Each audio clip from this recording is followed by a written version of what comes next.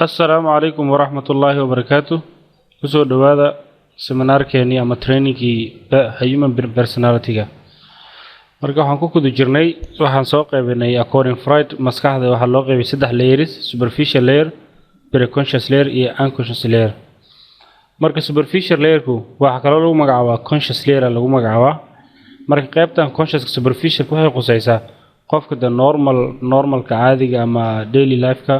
xog ogaalkiisa waxay qusaysaa who you are qofka tahay inaad garato hadii lagu weydiiyo where you are meesha aad joogto waa inaad garataa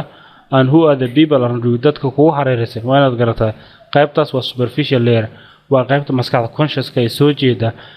garashada wax walba ka shaqeysa. qaybtaas conscious ayaa la yiraahdaa. marka conscious-kaasi waa inaad garataa qofka tahay area-da aad joogto ama meesha aad joogto iyo dadka kugu hareeraysan dadka nooc ay yihiin. Preconscious-ka at this level of mind you are not thinking at the moment, but with effort you can put them into superficial layer. At this level of preconscious-ka marka kama fikirad waqti xaadirka shayga kama fikiraysid, laakiin haddii su'aal lagu weydiiyo with little effort waa si fudud ayaad superficial-ka ku keeni kartaa kadibna waad ka jawaabi kartaa. Example tusaale ahaan your primary schoolkii primary ugu horeeyay aad gashay marka kama fikir, laakiin markii lagu weydiiyo markiiba waad keeni kartaa. ama your friend's wedding day maalintii saaxiibkaaga oo the wedding day-giisa marka hore kama fikiraysid, laakiin markii lagu weydiiyo with little effort waad geyn kartaa. marka unconscious layer-ku waa the large and the dark, waa qayb ballaaran oo dark ah. marka waa deeper, sidoo kale remembers everything which happened in your life. qaybtaasi ama unconscious-ku waxay xasuusataa wax walba noloshaada kugu dhacay, halkaas ay ku jiraan unconscious mind-ka. sidoo kale you cannot put them into superficial layer. superficial layer ma keeni kartid, waayo shayga superficial la keenayo waa shay conscious-ka yaala ama preconscious-ka yaala. laakiin mar shayga hadduu unconscious-ka galo waad xasuustaan kartaa, maskaxdaada marna ma ilaaweyso, laakiin ma keeni kartid superficial-ka. laakiin your unconscious mind qaybta oo unconscious mind maskaxdaadii oon qaybta aan soo jeedin will never forget shayga ma ilaaweyso. marka qaybtan waxay khusaysaa how id and ego and super ego ay xiriir u leeyihiin personal structure-ka conscious-ka ama layer of the mind-ga conscious-ka, preconscious-ka iyo unconscious-ka. marka unconscious-ku inta badan wuxuu idka unconscious quseeyaa, waayo unconscious inta badan wuxuu dhacaa qofku markuu yar yahay 2 years 1 year xilligan dee waxba hadhow xasuusnaan karin. marka idna waa wax lagu dhasho.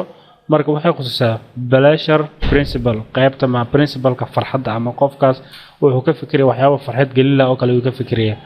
marka inta badan way isla xiriiraan. waan ka hadli doonaa pleasure-ka wuxuu yahay iyo according Freud markaan qaacidooyinkan ka hadli doonaa. marka ego iyo super ego waxaan ku tilmaanay idealistic, qofka wuxuu ka fikir ideal fashion ama qaabku u fikirayo waqti xaadirkaasi, laakiin qofku uu garanaya wrong iyo right uu kala garanaya.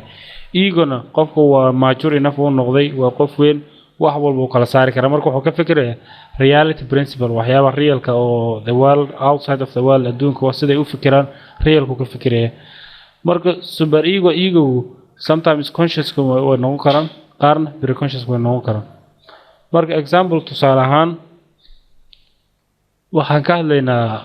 how conscious mind-ka sida uu la xiriirto outside of the world aan ka hadli doonaa.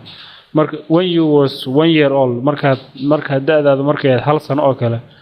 your caretaker was your mother, cidda ku xanaanaysa ama markaad shaqada oo cuntada ku siisa wax walba ku samayso your mother hooyadaada ahayd. and you develop trust to your mother, waad aamintay ama waxaad develop garaysay inaad hooyada aaminto. waan arki doonaa markaan ka hadlayno oo labada psychologist-ga oo arintan aasaasay mid walba qayb kala duwan ayuu ka eegay. markaad 1 year old ahayd qofka oo care holder-ka ama caretaker-ka waa mother ahayd, and then you trust your mother, hooyada waad aamintay because of mar walba aad u baahato hooyadaada way kula joogtay, mar walba aad problem ama trouble aad ku jirto hooyada halka ay ku joogtay, ama mar walba aad gaajo ku qabato hooyada halka ay joogto way ku quudinaysay. marka hooyadaada marka at that level waxay kula dhaqantay very well, si wanaagsan. marka your unconscious mind maskaxdaada qaybta unconscious mind-ka waxay isku safe garaysay the whole world is good in dunida oo dhan wanaagsan maxaa yeelay your mother ayaa ku ahayd dunida oo dhan marka waxaad istiri mar haddii hooyadaada ku ahayd wax walba aad cunadii ku siinaysay wax walba xanaanin ku ahayd mar hadday wanaagsan tahay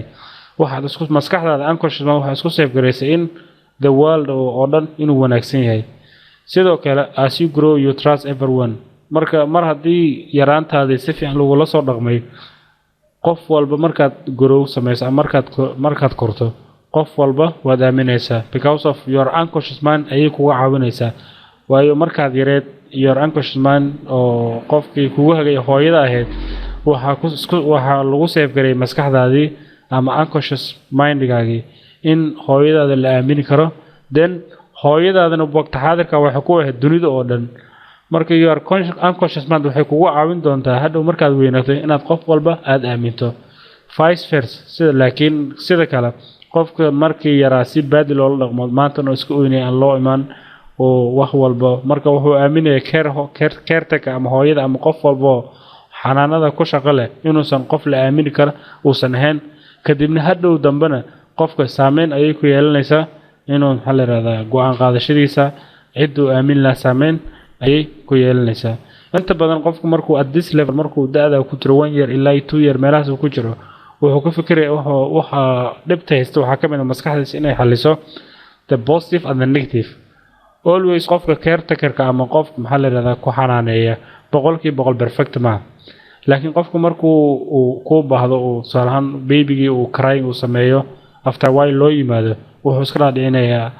at some point inuu qofkan la aamini karo then positive-ka ka xog badnaanay trust-ga badnaanay then later on waxay kugu hogaaminaysaa inaad dunida ama cid walba aad aaminto qofka kalena waa si negative-ka badnaanay negative markuu badano kadibna waxay kugu hogaaminaysaa ama unconscious mind waxay ku dhiirigelinaysaa qof walba ama in la aamini karin then